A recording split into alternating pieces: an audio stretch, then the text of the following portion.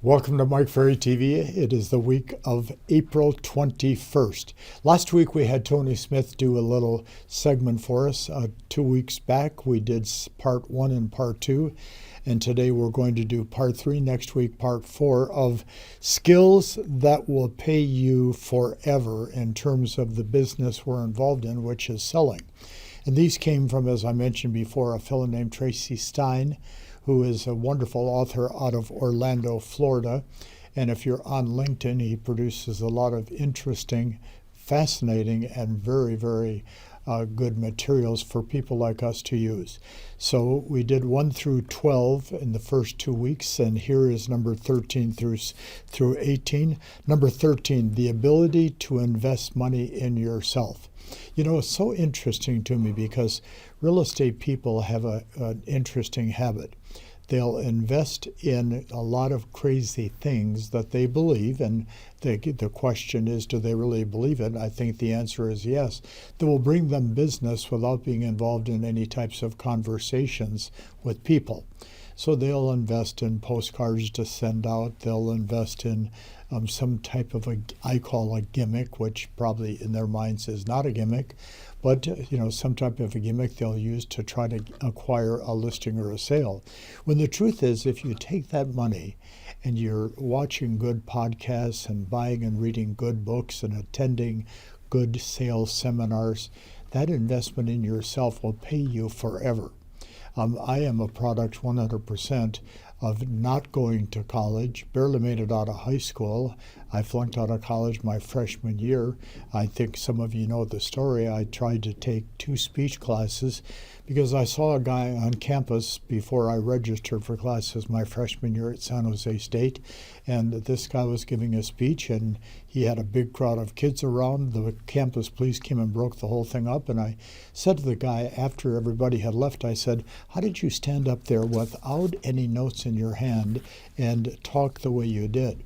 And he put his hand on my shoulder, and I'll never forget it. He goes, "Son, if you believe in what you're saying, you'll invest in yourself, and you'll always be able to say what you want to say with a lot of strength and conviction." So I took that as a good sign because I was not a good student, and I wasn't very confident in going off to college.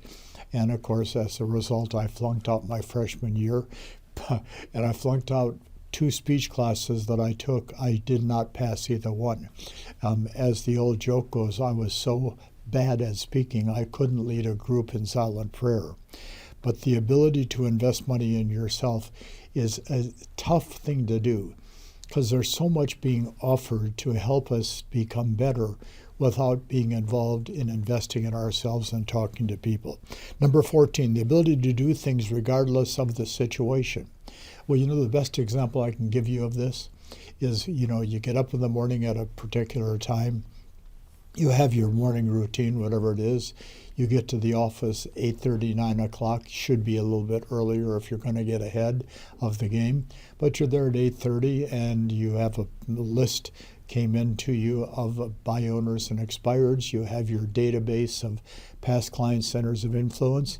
And then you find every reason you can think of to keep you from picking up the phone and making that phone call. The ability to do things regardless of the situation. Well, Mike, there's so much rejection in real estate. That is called life. There's rejection in life. But if you can learn to do things regardless of the situation, because learning to do things that you're not comfortable with and learning to do things you don't like to do is what makes the big difference in your long-term productivity. Number 15, the ability to self-analyze. Well, I tell people all the time, you have a schedule for the day. At the end of the day, critique your schedule. Did you do any of the things you had on your schedule? Did you do 50%? Did you do 75%? The next day, check it again. And if you find that there's something that you're avoiding every single day, consider taking it off your schedule so you don't feel that negativity that goes with self-analyzation so often. What you're looking for are your wins, W-I-N-S, that you can put down in your memory bank and say, hey, listen, I did my job this particular day to the best of my ability, and I completed 75% of what I said I was going to do. Number 16, the ability to learn how to learn.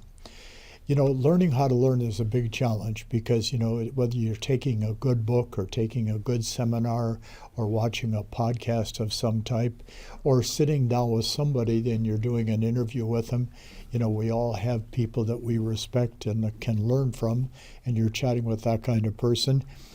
It's understanding to keep your mind open to the ideas that you get and are given and not critique them while they're being given. So that gives you the ability to learn how to learn and become a smarter person and, more importantly, a better salesperson.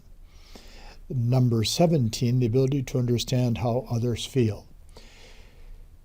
At some point, everybody has to deal with their ego because there's situations in life where we're called upon to take action, to lead, to speak up, to give an opinion. And often the ego gets in the way of that. So the ability to understand how others feel is really the elimination of the ego in communication, conversations, actions that you're involved in. Watch. If you're good, you don't have to tell them. They'll recognize that you're good. If you're proficient at the work that you do, you don't have to say, I'm proficient at the work I do. People will recognize that you're proficient at what you do. I've said for probably the last 50 years, there's so many great speakers out there that are certainly more talented than I am in terms of the speaking skills they have. My strength is the message. My strength is not my presentation.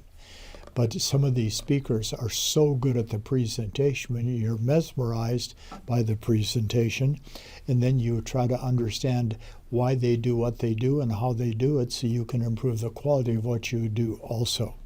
And the last point today, number 18, the ability to remain consistent. I've had people say to me for years, Mike, you've been talking about prospecting, presenting, and closing for 50 years. Why don't you talk about something else? I say, okay, mindset, skills, activities, and action, along with your prospecting, presenting, and closing. There's only so many things that a good speaker, a good teacher, a good trainer, a good professor can advocate. And they usually have to advocate what they believe in the most. I believe that anybody can become a better salesperson than they are, but it takes certain fundamentals to make that happen. And the ability to remain consistent. Our business is a business about magic formulas, magic answers, a new twist nobody's ever heard of. I always get a kick out of when I watch some of our competitors run an ad or a promotion where they say, first time ever talked about in a seminar, I'm going to give you some scripts that nobody's ever used before. It's almost impossible. Because the spoken word, the written word that is being used today has been used in many cases for centuries. So the ability to remain consistent in your message, which is why role play and practice is so important. So welcome to the third week in April. Let's make it a great week, and I will look forward to finishing this segment on Skills That Will Pay You Forever by Tracy Stein next week. Talk to you then.